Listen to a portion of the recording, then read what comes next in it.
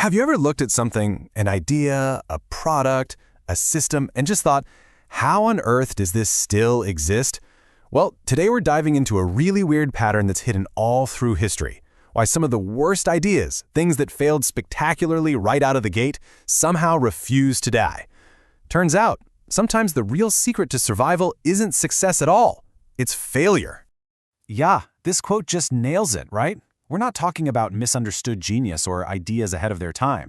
We're talking about inventions and concepts that were, by any sane measure, a complete disaster from day one. And yet, here we are, and they're still with us.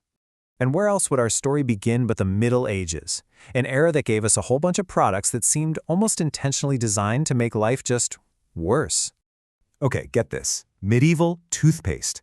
The goal was simple, clean your teeth. But the execution? Oh, it was a gritty, painful mess of things like powdered brick that would literally scrape the enamel right off your teeth. It hurt, it barely worked, but the craziest part is, we never gave up on the idea. That awful paste was just the first draft of the minty gel in your bathroom right now. And it's the exact same story with soap. The medieval version was basically a brick of animal fat and lye that could give you a chemical burn. So why in the world did it stick around? Simple. Because the alternative, smelling of smoke and sweat and being cast out of society, was way, way worse. It was a terrible product that just happened to solve a much, much bigger problem. And you see it again with the first eyeglasses, these heavy, clumsy things that would fall right off your nose if you so much as sneezed. All of these products were miserable failures when it came to user comfort, but they solved just enough of a problem that we kept them around. They were awful, sure, but they were better than nothing. Now here's where it gets really interesting. This whole pattern of failing forward, it's not just for little things like soap. It scales up, way up, to these massive systems and institutions that logically should have disappeared centuries ago. Just look at the Louvre. It began its life as this brutal, intimidating medieval fortress, a symbol of fear, built to defend the edge of Paris. But then Paris grew, and suddenly the fortress was in the middle of the city, completely failing at its one job. It was obsolete. By all rights, it should have been torn down. But it survived by doing something incredible. It completely changed its reason for being. The whole journey is just wild. First, kings turned it from a fortress into a fancy palace. Then it was abandoned, totally irrelevant, when the court moved to Versailles. And finally, boom, the French Revolution happens, and the people reclaim it, transforming it into a public museum. The original building survived by failing at its first job so badly that it was forced to find a new one. But, this pattern isn't just about buildings or products. It's about the human spirit, too. Let's look at how one of the most enduring stories ever told came not from success, but from a life that was just one personal tragedy after another. The story of Mary Shelley. Mary Shelley's life was just this relentless wave of loss. Her mother died just days after she was born. Society shunned her. She lost 3 of her children as infants, and then her husband drowned. By any definition, her life was shaped by unimaginable grief and isolation. And yet, it was from that darkness, from that constant state of survival, that Frankenstein was born. This wasn't a story that came from a happy, triumphant life. No, it was an idea conceived in gloom and loss, a creation that managed to survive even when so many people in its creator's own life did not. Okay, so we've seen this pattern with products, with huge institutions, and even in the human spirit. But what about the really big ideas, the systems that hold our societies together?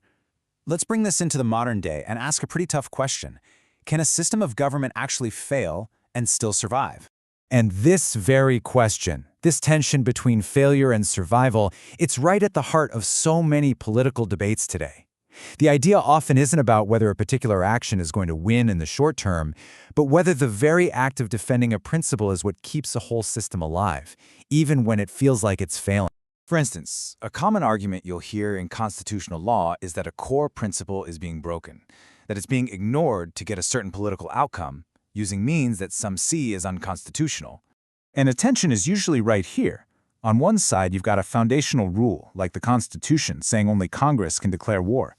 On the other side, you have actions that critics say just sidestep that rule entirely. And this whole situation becomes a massive stress test for the system itself.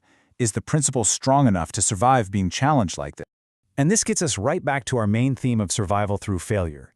From this point of view, the goal isn't necessarily to win a political fight, like an impeachment. The goal is to defend the principle.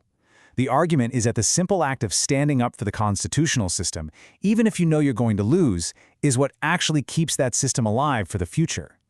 The idea survives because people fight for it, not because they always win. So this brings us all the way back to our big question. From abrasive toothpaste and repurposed fortresses to stories born from grief and arguments about our founding documents, why do these failures, these imperfect, messy ideas, manage to last? It seems pretty clear things don't survive because they're perfect. They survive for totally different reasons. Sometimes, like that awful medieval soap, they're just good enough. They solve a bigger problem. Sometimes, like the Louvre, they fail so badly at their original purpose, they're forced to adapt and find a new one. And sometimes, an idea survives just because we decide it's too important to let it die, even when it looks like it's failing all around us. So here's the final takeaway.